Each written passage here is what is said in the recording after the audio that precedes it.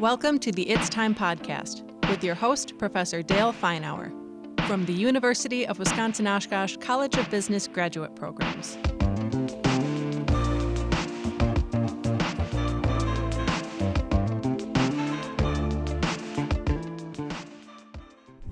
Welcome. This is your host, Dale Feinauer, welcoming you to another edition of the It's Times podcast offered by the UW-Oshkosh College of Business Graduate Program. Once again, we're here at A.J. Armstrong Studios to help throw a little more fuel on the fire of your desire to enhance your business management skills. Today, we have with us Larry Dietz, Professional Plating, who will be helping us with his thoughts in terms of how to enhance your leadership capabilities. Larry, why don't you start by telling us a little bit about Professional Plating? What the heck do you do? Sure. Good morning, Dale. I'm a general manager of Professional Plating in Brilliant, and Professional Plating started in 1979 by the Andrews family, who still owns us today. And that's a big part of what we do and why we do it. After 43 years, the family's continued to allow us to grow. Metal finishing is what we do. We're a job shop. We don't bend, stamp, form, grind anything. We basically take parts and we make them pretty, or we make them that they do not rust. So 400 different customers, recreational, motorcycle, Harley Davidson, John Deere, Aaron's, people like that. And we have about 175 team members in Brilliant, pretty local, just the one location. Started at 10,000 square feet back in 1979. We're at 200,000 square feet now, and Wow. adding more equipment as we speak. So pretty much a two-shift operation. Again, serving over 400 customers across the whole entire country. Now, you make things prettier and you keep them from rusting. I assume you can only do that with metal. You can't do that with people yet. If you could help the old people out here, that might be useful. That's true. Can't change a gray, can't do anything like that. But yeah, anything metallic, basically, whether it's a nut or bolt or a stamping or a wheel or a rim for a motorcycle, that's all about us. Okay, very good. Well, tell us about you. What has made you the leader you are today? Interesting question. I go back to my school days and probably C at best, and went to Catholic school. And I like to tell our team the story about why one ear's longer than the other, and what erasers are really for. They weren't for whiteboards; they were for beating me over the head. And I think those things are really the roots. And I don't mean that bad against public school or whatever, but I didn't know it then, but I know it now. And knowing that that was there to kind of teach you something and make something about it. Started out in accounting originally. Tell me a And little more about the school, though. What did you learn from that experience that made you that helped make you the leader you are today? I would say just the discipline and the responsibility to do whatever you can do, but do it the best you can do. You don't have to be the A, but you have to be something type of a deal. And that if you just put the effort forward, the nuns at that point, they were there to make sure that you stayed in the lane. But again, they got you through the lane, basically, type of a deal. And indifference to not having somebody pushing you forward. I think there was always a reason. Again, I didn't see it at the time. You kind of hated them, and hate's a bad word. But you basically understand now, as I said, that there was a reason they were pushing us to be there every day and do things every day and respect each other way back many, many years ago. And that's carried over to how you approach leadership today, that you take some of those same principles to your folks? Yes, I started out as I mentioned earlier. I started out in accounting and cost accounting at a company called the Tecumseh, which is no longer in business, and spent about 20 years of my career there. The latter part of a dozen or so in the operations, and it was a unionized company, and basically I didn't know anything about a union and had grown up through it. We had 2,000 people there. Right. And, I had bosses at that time were telling me like, you can't do that. You can't talk to them that way. You can't work with them. And so it was really a totally different approach, not coming in with a preconceived notion. So my style has always been very collaborative, very open, very wanting to help somebody do something better going forward. So that's been the style that I enjoy working with and I think successful. How do you think the folks that work with you would describe your leadership style?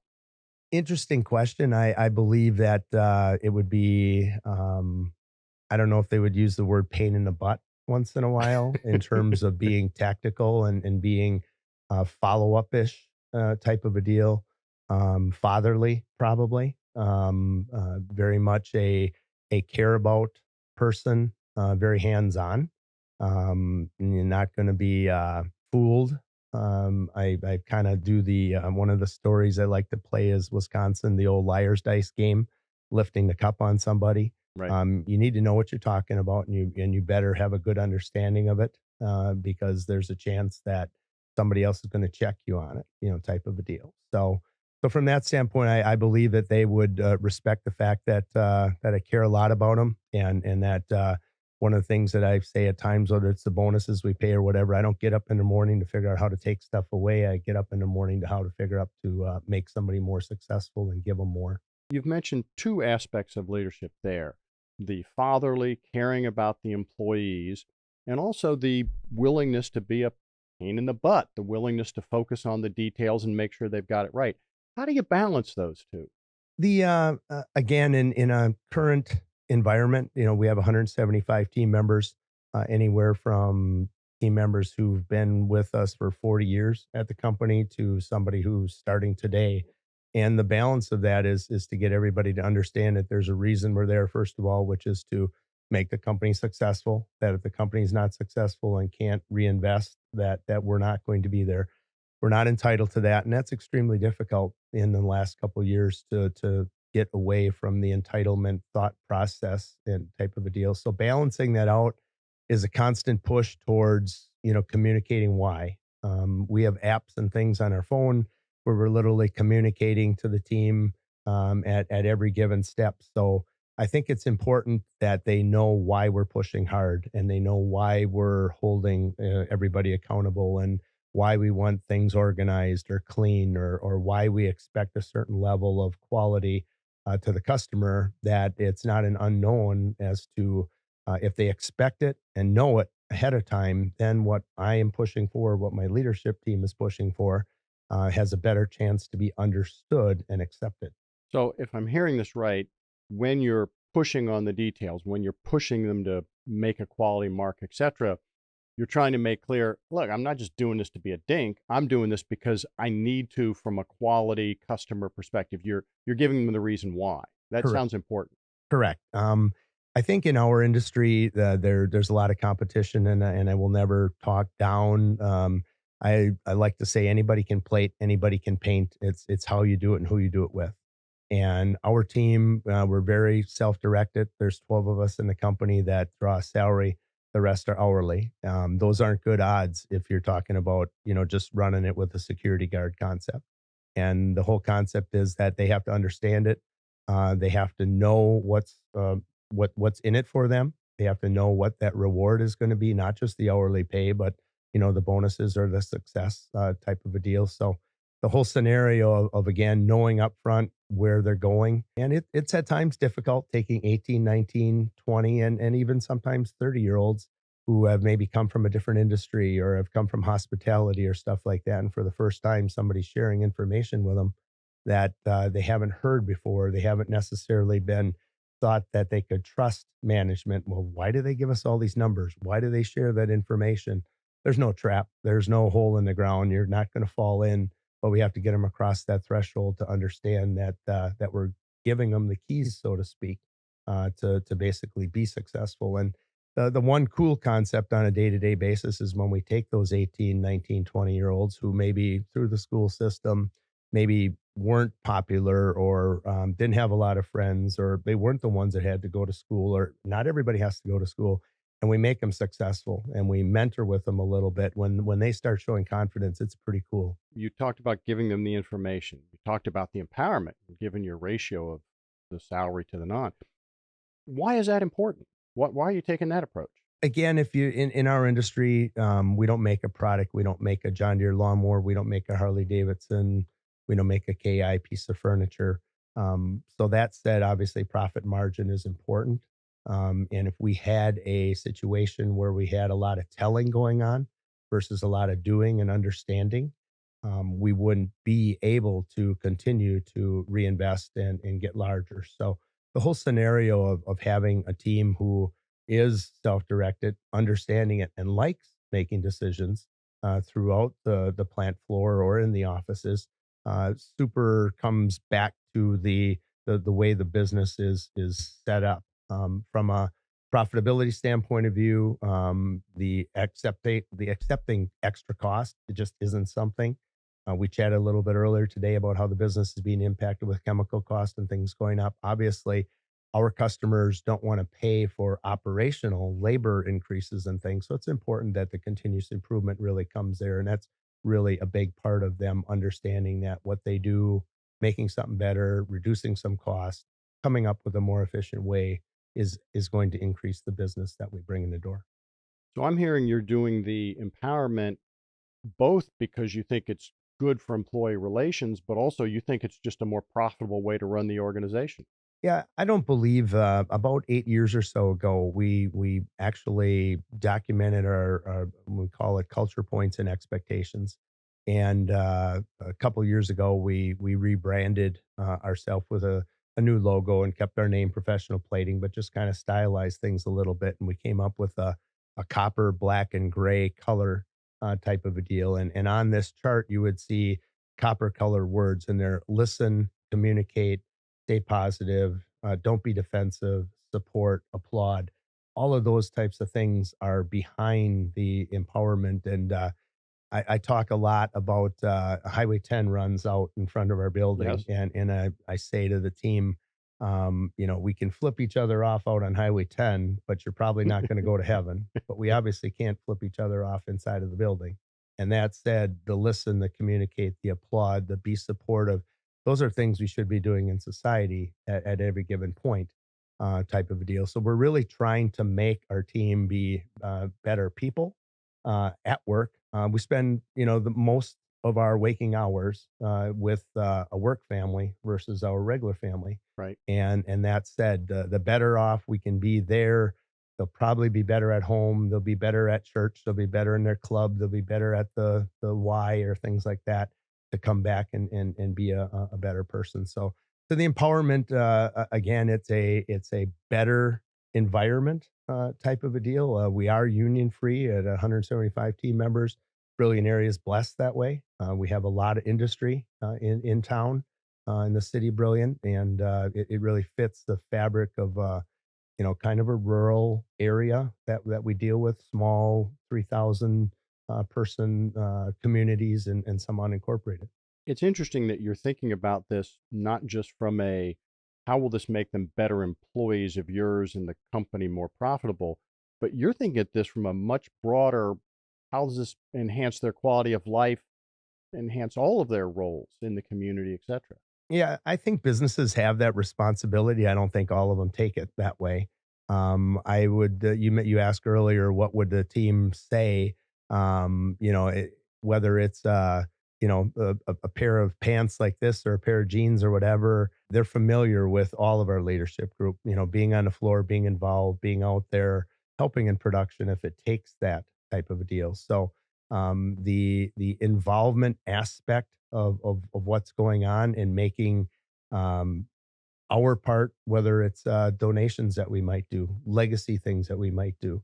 We're constantly as a company giving back, but that's really our team giving back. We have a legacy fund that we've created that our team did through some raffles and donations and things like that. Have a hygiene drive going on right now. We do it every year to support the Salvation Army. So it's not just about it being a job.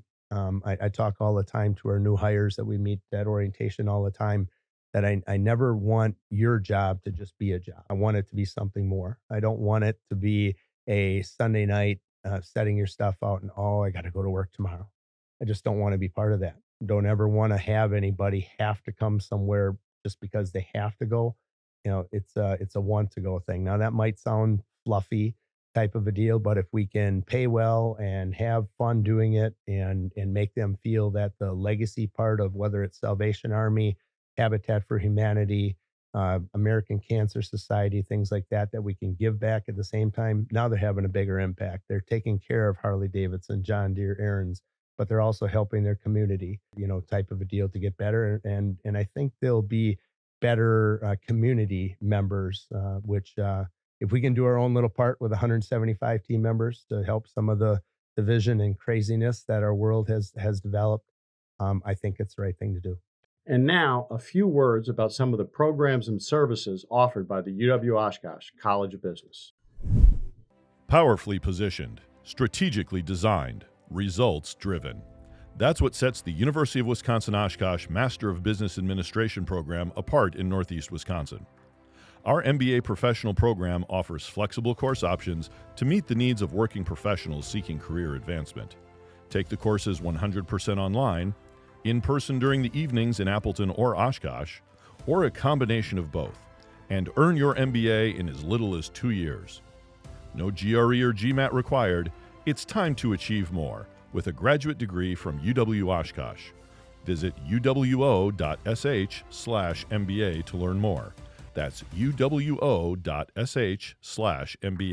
Visit today. You talked about a number of words that you had: listen, communicate. Could you tick a few of those off and talk a little bit about why do you think listen's important? Obviously, listening and as a leader, one of my faults is that I want to solve people's problems too fast, and I want to end their sentences. And Dale's talking to me about something. I'm like, well, Dale, we could do. And Dale hasn't even gotten halfway done.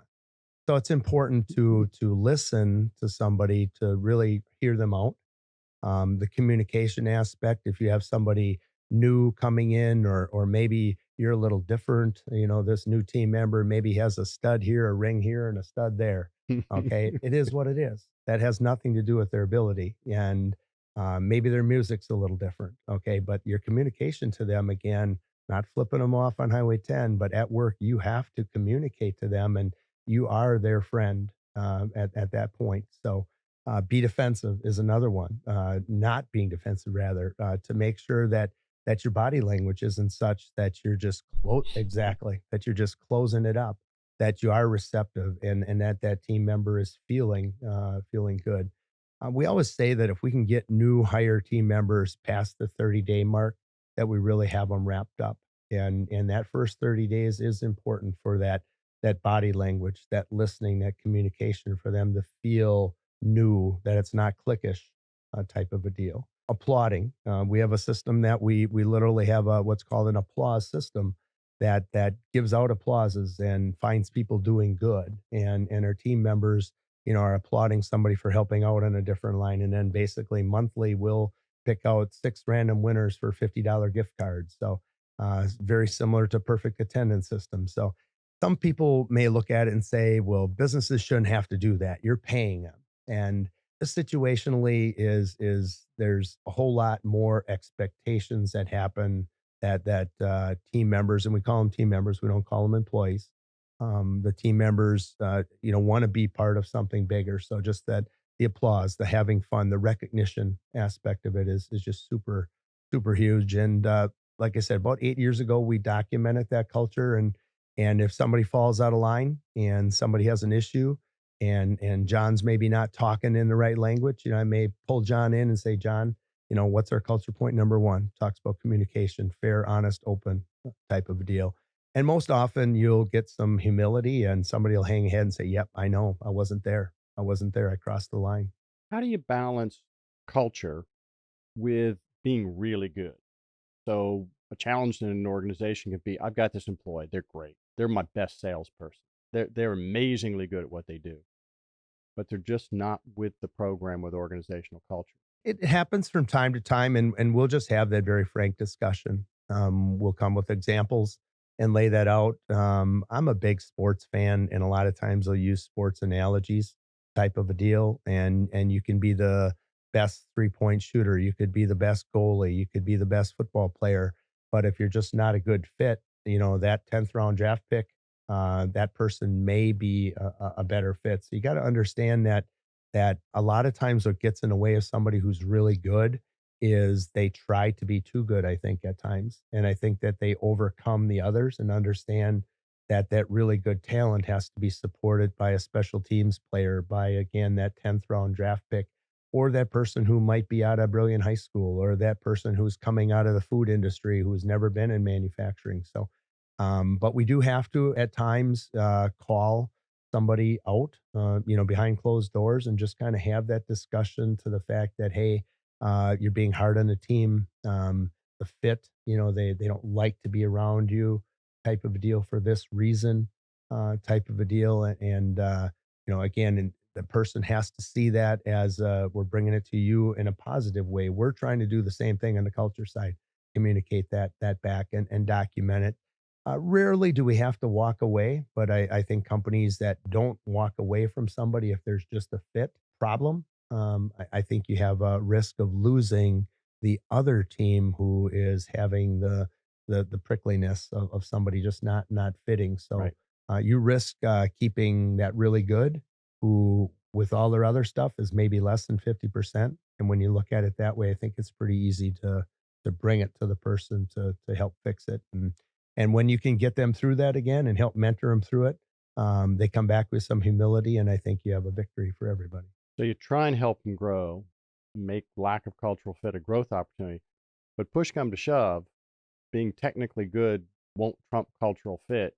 And if you don't fit culturally, that may not be the right place for you. I think that's very well said, and I think it kind of relates back to your policies. Right now, a lot of companies are changing policies. We have I've heard of companies changing drug testing policies because they can't get team members, so now they're relaxing things. I've heard of companies changing attendance policies.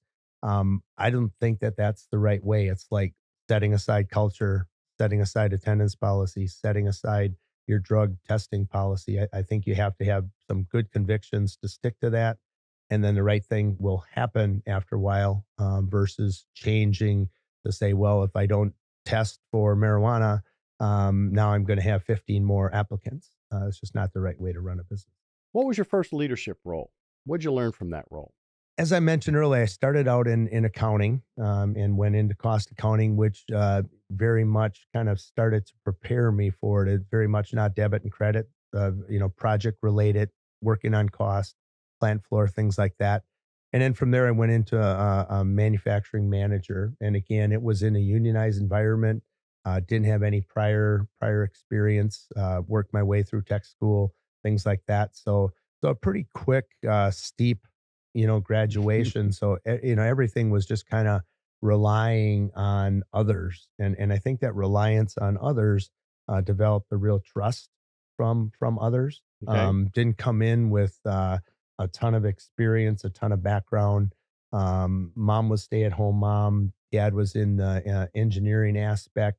Neither one in a leadership role, other than the great job of the family, Right. type of a deal. So it wasn't a young kid coming in who had been around people who were leaders. So really the reliance on others, and I had a boss one time who maybe wasn't the best and didn't use the best language, but had a good thought process. And the saying was, "You're only as good as those you surround yourself with." And I think I learned that at a very young age, just by having to rely on others, because I did not have the leadership experience.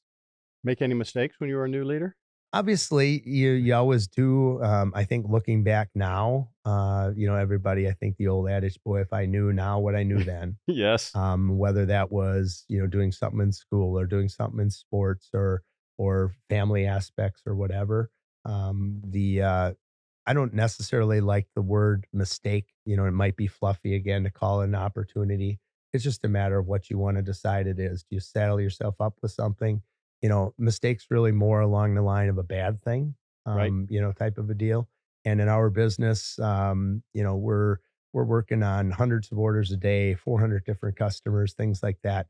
There's going to be something where somebody forgets this or forgets that, but hopefully you've set your processes up to be strong enough that you're able to deal with that. And then that problem or that opportunity, instead of calling it a mistake, serves as just that, an opportunity to do something different. How do I learn from it and grow? Right. You think you were a born leader, given what you said about background? I don't know. I think we could drink a lot of beer together and talk about who's born and how you're born. I think most of those things are developed. I think again, nothing against the school system, but I think too often we kind of portal people right off the bat, and we decide what they are way too early in life. I Portal like in what to. sense? Talk about that. Well, I think we kind of, put them off and you're a high achiever. You're a high achiever right off the bat, or you're athletically inclined and you're going to be really good. And then we start cranking in kids' heads at freshman level that they all got to go to college. And I just think that in a lot of kids is the wrong deal. So I think when you say born a leader, I like to tell team members when they come in for orientation, attendance is absolutely the biggest trait you can ever have. Knowledge is good, education is good. Don't take it away from the UWO system or anything like that. But if you're not here, I can't teach you. If you're not here, I can't mentor you. If you're not here, you can't learn more to earn more. So the whole born a leader aspect, and I mentioned earlier about seeing somebody who grabs confidence and really grows. The term leader is very broad in my mind. Everybody is one.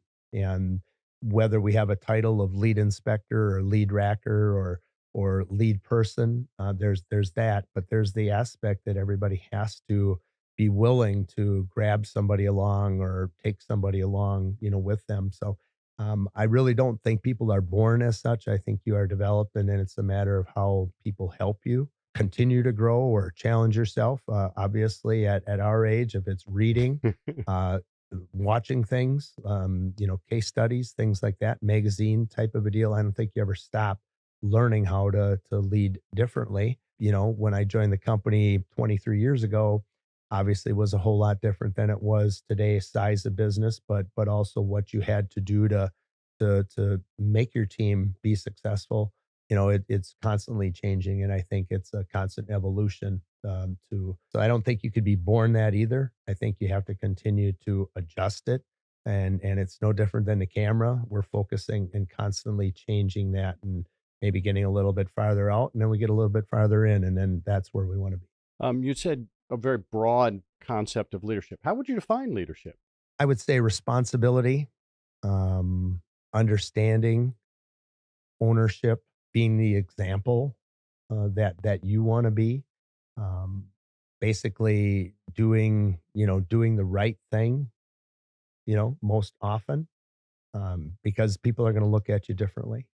You have to be willing to be looked at differently, to have an understanding, not to stick your chest out to be different or I'm that. We don't have assigned parking spots. It's all random. Everybody comes in the same door. That type of a deal. Very important to me to have that as a company. So from that standpoint of view, I think that the level ground of the definition of leadership is pretty broad. You've said several things here that lead me to believe that it's important to you that you project the concept that you don't perceive yourself as better than ever anybody else in the organization. Is that accurate?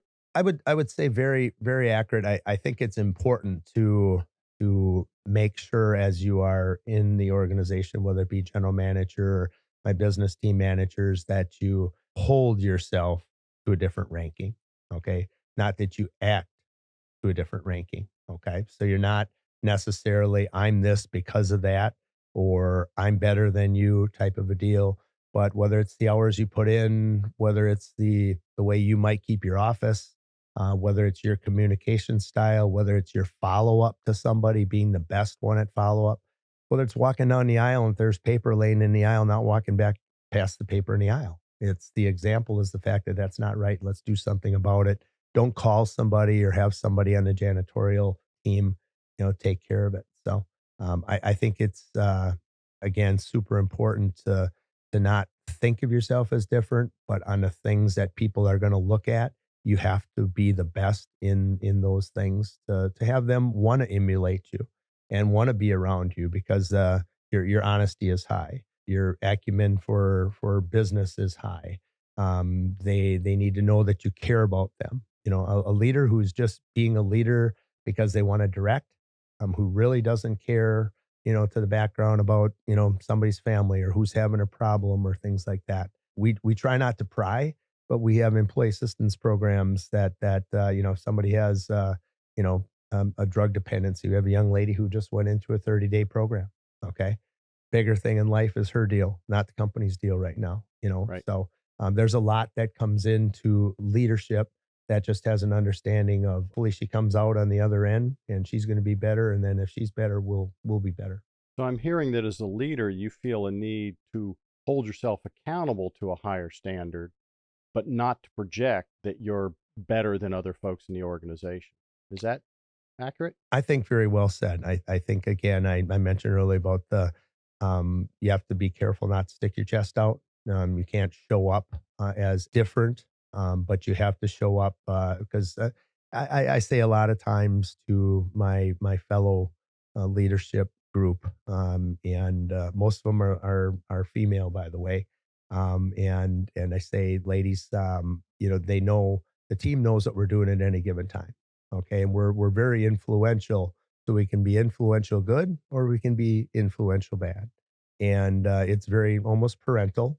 That if it's okay for me to go through the wrong door for safety, or if it's okay for me to not have my safety glasses Because on. I'm the GM, I can do that. Correct. And I think that's the important thing to understand, that you never want to get those just do it because I told you to do it things. I don't know that I've ever said that.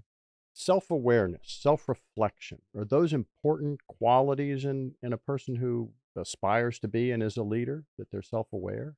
I think there's two things that you have to be careful about is to worry about the right things. Okay. Um, Make sure that you have a strategy. One of my other favorites is hope is not a strategy. And if you're just getting up every morning hoping things are getting better, then you're probably going to be worrying about too many things. And I think the aspiring to be a leader bit has to be, again, you have to be strategic. You have to have a set of principles. In our case, the culture points and expectations guide us. 2/3 of our new business comes from our existing customers or people who take us. So we basically have developed that recipe that professional plating has the right mix. We're not considered the cheapest and don't want to be. Okay. Nothing against Walmart, but we don't want to be the Walmart of coding. Right. We need to be able to reinvest and have that. So, but our customers know. And again, it all starts back at the leadership, the expectations we set. The expectations we set of each other, that we're leading for our customer. 1/3 of what we ship out on a day-to-day basis goes to our customer's customer, doesn't go back to them. So it's that almost Amazon-ish type deal where we're shipping something for them to somebody else type of a deal. And there's leadership built in that too, because our team is the last one put it in the box. They're leading it to the customer in that regard. Do you think most of the associates, team members in your organization would be able to articulate, we're not trying to be the cheapest, but we hold ourselves to a higher standard so we cannot be the cheapest? Do they understand that? I think once you primed them and got them aware of that, I believe that we have gotten that message across. Again, if you came into our plant, 200,000 square feet, very bright, very clean, very good air quality, just a great, always laid out. Okay, and we always say that's the standard that we want. If we come in, I don't want to use the wrong words, but if it's a crap hole and there's stuff all over the That's place fine. and it's like our garage, and we're just tinkering, you go tinker in your garage. You don't tinker in the plant. You don't tinker in your processes. So if you have that team who comes in and sees it of everything has a place, everything has some organization, whether it's a 5S or your workplace processes, then basically our chances of hitting that bullseye every time are pretty darn good because it's back to a repeatability. We talk about being repeatable and consistent every time. It sounds like you've been very strategic about how you approach leadership, the words that you stress to the employees, what you want in the physical environment, that leadership in this organization hasn't just kind of happened. You've been strategic about it. We, again, we're an open book company. We share profit and loss. COVID has changed that a little bit. We don't meet as often as we do, but when we We get together as a 5:30 in the morning, 8 o'clock in the morning, 1:45 in the afternoon, PowerPoint slides, projecting, literally telling team members, here's where our sales were for the month. Here's where we're at year to date. Here's what our profitability is at. Here's where the bonus is at. So the strategic scenario is all the way back to what I said early on. If somebody has a voice, and if they understand what's going on, that comes with the knowing, and they're certainly going to stick their chest out and say, "Hey, I understand, and I understand the why, and I know that we're growing, or I know that our sales are up over last year, or just different things like that." They know it, and I think have a better chance of feeling to be being part of it, instead of back to the, if they don't know it, then they're going to feel, well, it's just a job. I don't really know what's going on. So you share the numbers. There's a lot of debate in organizations. A lot of companies are very uncomfortable, family-owned businesses, with the concept of sharing profit. Oh, the employees are going to see how much money we make, and it's going to make them mad. How did you come to the conclusion that it made sense to share those numbers? Mhm. Was that done when you started?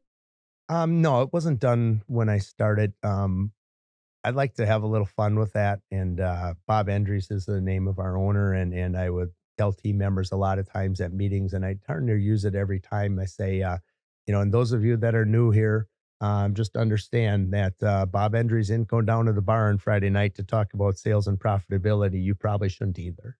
So just having a little fun with them to say, hey, we're giving you some information here. Use it for your end. So the information flow, again, I think if you're nervous about it, then you're probably worrying about the wrong thing, type of a deal. As far as the being worried about how much money, our bonus systems, in fact, we just changed them. We used to set aside 15% of pre-tax profit to pay out to the team, and the family just adjusted that to 25% as of the first of the year. So last year, our team got bonuses that for all 4 quarters would have been around $4,500 collectively.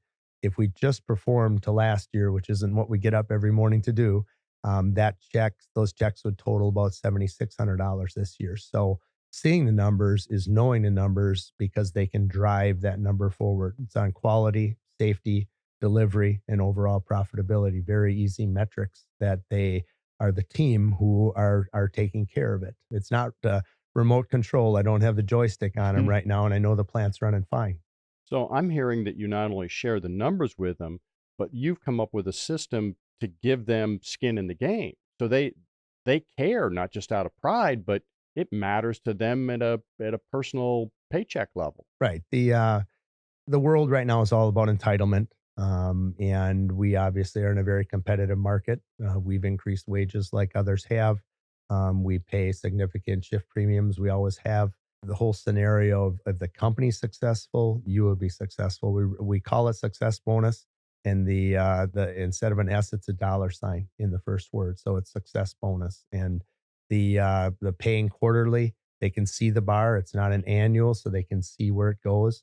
Okay. They know where it's building, each and every month, and every day, on an app on the phone, they get a little scorecard. Here's where we're at on delivery. Here's where we're at on quality. Here's where we're at on safety. And again, you don't have every single team member checking that, but we have a pretty high ratio of team members who, as you came back and would ask questions, maybe delivery is posted or as well. They have an awareness of what they're driving. So you're giving them information in a real time, a daily basis. And some of them are coming back to you and asking questions around, hey, I see our delivery isn't where we want it to be, or it's moving in the wrong direction. And then that leads to discussions. Right. And that's the key is back to the 12 salaried and 175 total. If the 12 salaried are the only ones, on the focus knob, okay, that's just too late. The other ones have to be on the buttons, so to speak. So whether it's a part that doesn't turn out and the paint has to get stripped off and redone quick today, or the parts are turning out and we need to go to a different tooling so that they do turn out. Those are decisions that are best handled. Most of our processes take 2 hours at a max. Okay. So that 2 hour process, we can either make parts really good, really fast, or we can make parts really bad. So the team who's closest to that process are the ones that, again, with the information, knowing that quality in the box matters and delivery matters in that scenario. So I'm one of your followers, and I think you're making a mistake. I think Larry's he made a decision here that isn't the right answer. Do you want me to tell you? Do you want your followers to challenge you? I think as any leader, obviously, there's always something inside of us that, well, why are they questioning me? Type of deal. I think that's just human. I think that's just human nature. As far as the the approachability, again, the app that we have has the ability to chat. So there's 175 team members who can chat direct to me at any time. Okay, just one-on-one, sending me a chat like a text. Okay, now obviously I have a fair amount of team members on a text as well because whether they're communicating to me about a family thing or whatever over the years, but so the ability to come to myself or one of my other managers and ask a question or challenge something. Obviously, I don't want anybody to ever roll over. Want them to be big boys and girls when it comes to that answer. That answer that I might come back with might be, no, we need to wear those safety shoes for this reason. No, we're not going to change that rule, type of deal. But as far as I think I think the promotion there, I think you should have looked at my pay differently there. I had this, and this. Okay, we'll take that back. We do an annual performance review for everybody that gives them a voice in it too, so they can gain from 4 to 4.5 for 5% annual increases. They do a self evaluation of themselves before we do their review. So kind of that challenge or listen to me first is also comes out through the performance review system. Very good. Is leadership for everyone? Should everybody aspire to be a leader? You think everybody be a good leader? Probably not the answer that you're looking for. I would say yes, back to it's not a title. Go on. If you ask that question, that is it about a title of being a coordinator, a manager, the lead assistant, the offensive coordinator, having direct reports, that sort of thing. Having that sort of thing. I would say for that end, it would not be for everybody, because I just think that it's a confidence thing that some people just don't have the confidence to get that. But being sharing, communicating, willing to take somebody who's new and teach them, which is leading. Okay, everybody has to have that aspect, whether it's helping somebody to the pew in church, whether it's doing something different for somebody in an organization, whether it's working at a fundraiser. The title of leading is just something I think we lose a lot. And it's just that we have this society that some people are tellers and some are doers. I think it's much bigger in the middle that we all need to know how to tell and we all need to know how to do.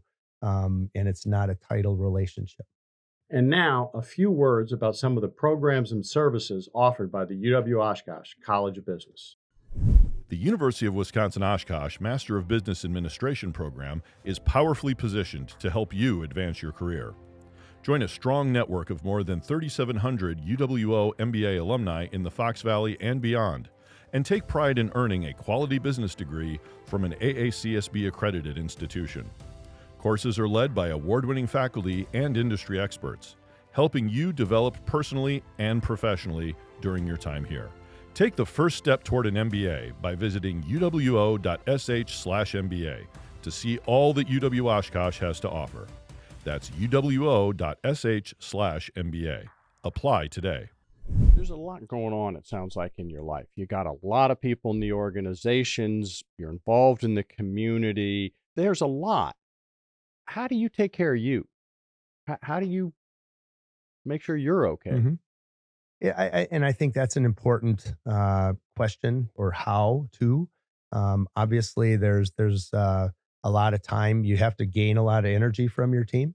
I think part of what I do is just feed off of the success. Or I mentioned earlier, one of the things that really drives me is when you see somebody develop a confidence that they didn't have, or somebody move to a new position. Typically, if somebody gets a new position or promotion, I'll also send them a little note and a little card, congratulations. And I'm not doing that to be their friend. I really truthfully am happy for them. As far as the energy level and things like that, whether it's the working out or the reading or the walking, I officiate some high school basketball. I used to do college. Mr. Fisher here at UWO has chewed my ear a couple times in the past. But I retired this year after about 25 years of the college, but I did help out in some emergency stuff with COVID this year. But that forces me to stay in shape year round. So again, same thing with our team. We have a big wellness program. We have $65,000 of fitness equipment on site. So it's not just me or anybody else. It's what are you doing to get your mind straight and really just so that when you come back to, I said this a couple times today, you have to be able to not, it's not just a job. And the physical aspect or the mental aspect of how you prepare, is whether it's eating, whether it's sleeping, whether it's just what you do away from work so that when you come back, you're just supercharged. So it sounds like a combination of some aspects of leadership are charging your batteries because you get personal satisfaction from it. And you've carved out time to make sure there are other things going on in your life that help recharge your batteries and give you satisfaction. I think there's definitely a balance. It's good summary. If you're not in an aspect of what you're doing, whether it's in your job or in your personal life, that you're getting that fuel from it. And I always say to team members, if you're ever bored, in our company, we haven't plugged you in right. The grounding plug's missing, or I only got one plug in or something, because it's a fast paced environment. And again, all of the culture stuff with the fast pace can be really fun type of a deal. So I think being able to have all of those different things coming behind you, again, back to that nothing's just, I just do it because I want to, if you're not doing part of a club, or you're not doing a sport, or you're not doing a hobby, or you're not doing your profession that you're getting something energizing off of it, not just the money Right. type of a deal, I just don't think you're ever going to be the best at it. Okay. So there needs to be that multiple motivation. Without a doubt. Have you had any mentors in your life that have been helpful to you? Again, back to when I started in business, I started in a unionized environment. Okay. And language in those days really wasn't good language. And it was a lot of cussing and things like that. And, we talk about the division of today, and, there was just a lot of type of a deal. But at the end of the day, things like I said earlier about surround yourself with, with the best. You're only as good as those you surround yourself with, those types of the things. And again, the work ethic, back to it. And I go all the way back to the Catholic school that I talked about early on, along with parents who worked hard, whether it's stay at home, babysitting, factory jobs, things like that.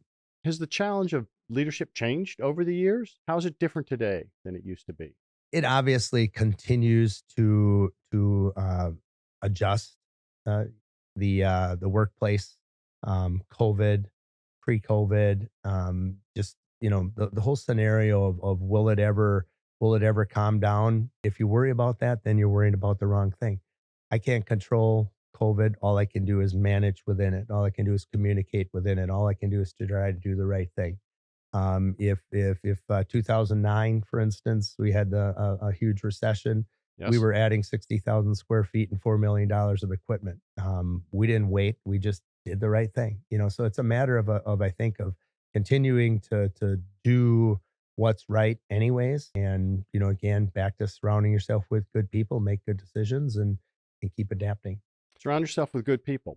What do you look for when you're in the recruitment mode and you're hiring somebody, any level of your organization? What's the gold star? Say, this might be a good one. And recruiting obviously has gotten a lot more difficult. Yes. I mentioned earlier about, attendance in my mind is the absolute number one. I can teach anybody anything. You bring your heart, you bring your head, you're at work, we can make anything out of you.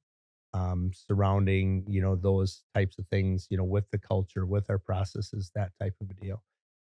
We see some real difficult looking resumes where people have moved sometimes 6 months, 9 months, somebody who's maybe for the last 12 years might have 15 jobs.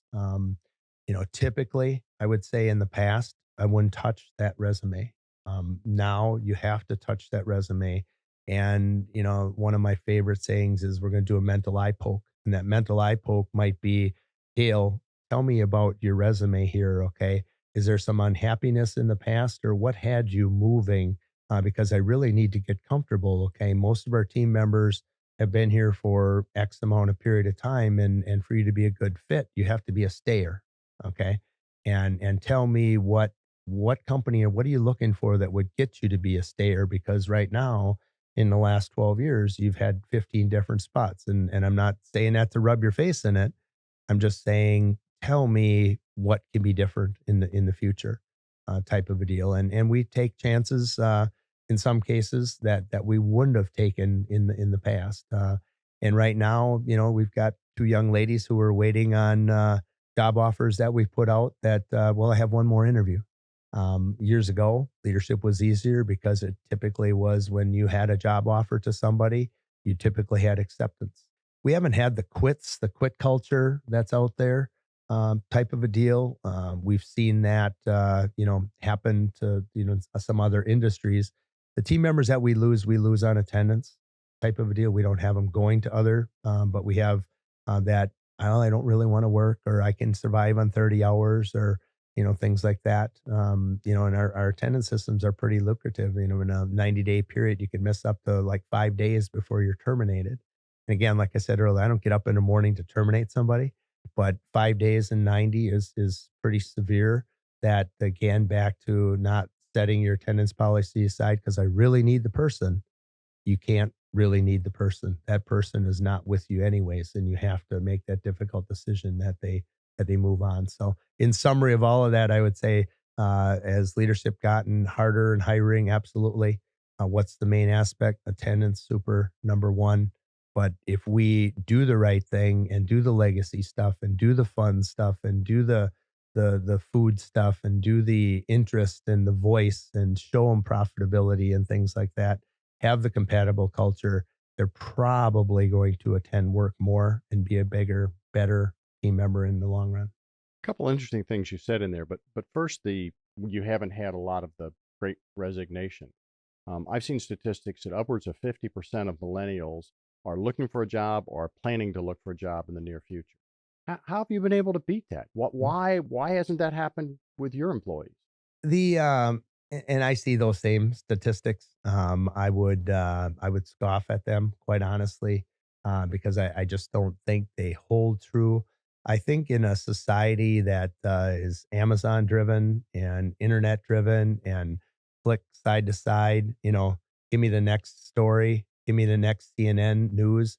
I think that we have that tendency to, everybody's maybe always looking for something better, type of a deal. So I think back to the culture, back to what we've done, back to our, again, I think being located in Brillion, small city, small team members, 20 to 25-mile radius. I think in a bigger city, I'm going to call it Milwaukee, Chicago, some of those type of deals. I think the more millennial base there would be more apt to, in a more professional, office driven, work from home setting. Manufacturing, I think, is a little bit more difficult because they're hands on. We were essential all the way through. From day one, we worked all the way through, Right. type of a deal through COVID. So I think the differentiation to the great resignation in a manufacturing setting versus in an office setting, because I don't want to go to that office anymore. I want to be able to work from home. And if they don't let me work from home, I'm going to find somebody else let me work from home. Right. Pretty hard to paint apart from home. Makes sense. Um, when you talked about attendance, if I heard it right, you're talking not only about physically being there, but mentally being there. There's an engagement that's an aspect of that. Is that accurate? Could you talk about that? Very accurate. Again, and I don't want to sound like a broken record, but I've gone to the it cannot just be a job type of a deal. You have to come with something that has a fire. Hump day can't be your major looking point at the beginning of the week. Well, I hope I make it to Wednesday because then I can see Friday, type of a deal. Right. It has to be more than just, you have to have something to look forward to. And our constant challenge is just that. Whether it be, the fun events, or, like last week I mentioned we had a magazine shoot in from Product Finishing Magazine, which is a leader in our industry that does a competition each year called Top Shops, and we've been a top shop for all 7 years, and that was a big part of what they wanted to come. So it's the pride that comes from that. It gets done, and the team members are asking, well, how did it go? So it's the engagement aspect of knowing that my company, our company, it's not just me saying it because I don't own it, but I own a part of our success as our team members do. It sounds like there's a fair amount of circular here that you want people to be engaged physically, intellectually. You're giving them data to help them be engaged, that you've really thought through how all these things connect. I would say, it's not as easy as that may sound when you say you thought through it, because I don't think you wake up in the morning, read a book, and go there. We don't have a lot of meetings. Okay. We meet a couple times a week, just a leadership group that I have, a HR coordinator, office manager, Zinc business team manager, powder coat manager. They're all ladies. Okay. All very capable. And we're basically talking about staffing, any other concerns. And then the big part is, what are we going to do for fun next? Okay. What are we going to do to engage? What can we do to make it more interesting, type of a deal. So the whole aspect of you see a lot of companies, I'm in meetings all day long. I'm just not a big fan of that scenario of just, working on the business instead of getting stuck inside of it. I'm assuming there's some complementary here where, because you've done all the empowerment, your management team doesn't have to be making those kind of decisions, because you've got folks throughout the organization, the other 100 plus, that are making those kind of decisions. Right. And I think the empowerment really comes with strong processes. I said earlier, anybody can plate, anybody can paint. It's a matter of how you do it and who you do it with, and how good you are at it. And I think back to that Top Shop deal, the process is a recipe. And I'll look at McDonald's. Okay. McDonald's is probably not the best food for you, but I love their Coke, or I love their Diet Coke. And Yes. every time I drive through that drive-through, I will see a different person every time. That tells me there's probably some turnover there. But if you go on the inside of McDonald's, you see a diagram up on the wall, and it tells you where to put the pickle. Okay. We're all about where to put the pickle. Okay. Our processes are set that John can't change them, Sue can't change them, Carrie can't change them. It's a set process. So a Monday bracket's going to look like a Wednesday bracket. It's going to plate like a Friday bracket. So I think it's that process repeatability that's built in, whether a new team member comes in, or a 5-year or 10-year, it's doing everything the same way with the same expectation.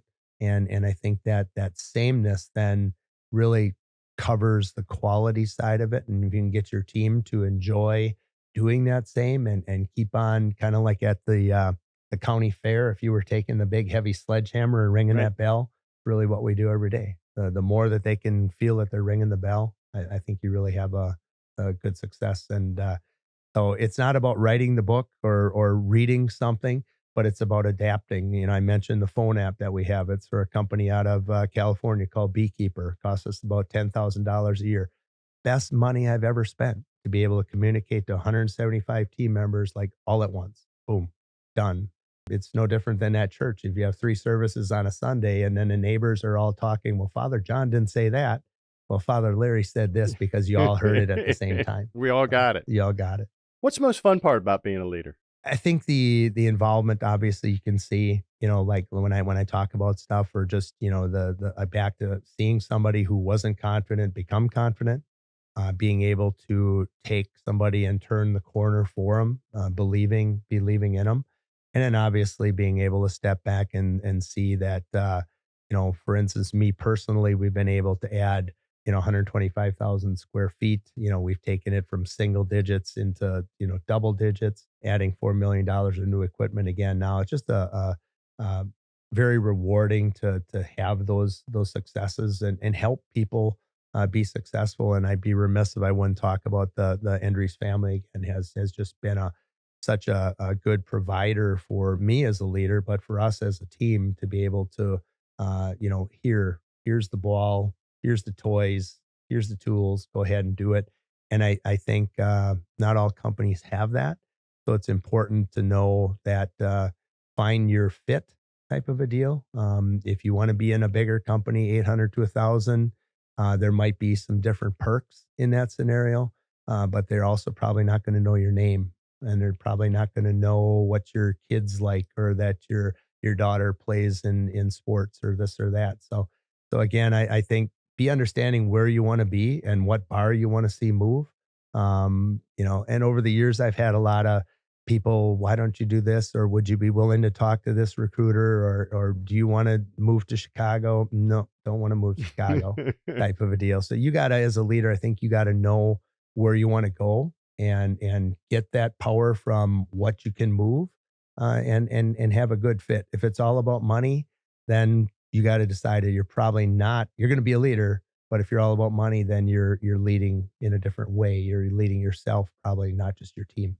Any final thoughts? Anything we haven't talked about that as you think of leadership? Any nuggets of wisdom for younger folks coming up in their leadership ranks? I would say, and again, there's probably a different word that I would look to switch leadership into, and make the word leadership go away. And I don't know really what that word is, but we've talked a lot about confidence and mentoring and embracing and whatever. If those are things behind it, I don't think commonly people would say, well, what do you mean embrace? What does that have to do with leadership? Mentoring, they might think of it, Right. type of a deal. But I think back to anybody can do anything. It's just having the confidence to do it. And I always say, we'll never put you in a position that would harm you. And it's no different than the first day your dad took the training wheels off. Okay. He knew you were going to crash, but he probably had you on the grass. Okay. Right. He probably thought ahead. Okay. And by 2:00 that afternoon, after you were all grass stained and dirty, you couldn't wait to run up to the door to tell mom, hey, look at this. I got it, type of a deal. So I think back at that point, your father was leading, type of a deal. Didn't have leadership in his title, didn't have leader in his title. So and I'm sure he had as big a smile as you did, when you rode that for the first time. So those are the small things that happen every day in business, whether they're a promotion for somebody, or I just recently had a team member go to third shift, and because somebody else left went to a different profession, and wasn't real sure. Team member had some attendance deals, but yet, I think he can do this, and he's just knocked it out of the park. Makes me immensely proud. So I'm hearing a very broad concept that, not sure leadership's the right word, but that everybody in their own life and in their own work experience needs to be having many of the characteristics that we would attribute to being a leader. I think that is the aspect, and I think it's hard for us to move the bar in society. And I talked about the vision early on, but if our 175 team members can move that bar slightly, and everybody thinks of being more of a leader, which might be emulating more of the right thing, or listening more often, or not being so defensive or so opinionated, division would be less on the outside. So obviously, back on the business side, I think everybody has leading capability. And if you stop and don't say leader or leadership, because I think most often if you took 100 team members and asked them, what's your definition of leadership? They might say, my name, or the dean at the college, or something like that, because they've been programmed to think it's title related. And we just work really hard to say, no, it's not title related. It's what you do, how you do it, who you do it with. Thank you. Larry, I want to thank you for spending time with us Yeah. and being such a wonderful representative of professional plating, the Endries family, and yourself. It's just been a joy to listen to you for the last bit. Thank you for the opportunity, and for the college. Great series. Thank you all for listening to another session of It's Time podcast. I hope you'll join us again. Thank you. It's Time is a production of the University of Wisconsin-Oshkosh College of Business graduate programs in association with Venture Project Studios. Executive producer, Aaron J. Armstrong. Host, Professor Dale Feinauer. Creative Director, Madison Potratz. Director of Photography, Elazar Kloon. Audio and Video Editor, Elazar Kloon. Marketing Strategy, Tara Larson. Social Media, Anwar Mahana. A special thanks to L Creative, Top View Media, Michael Patton, and the University of Wisconsin-Oshkosh College of Business graduate programs.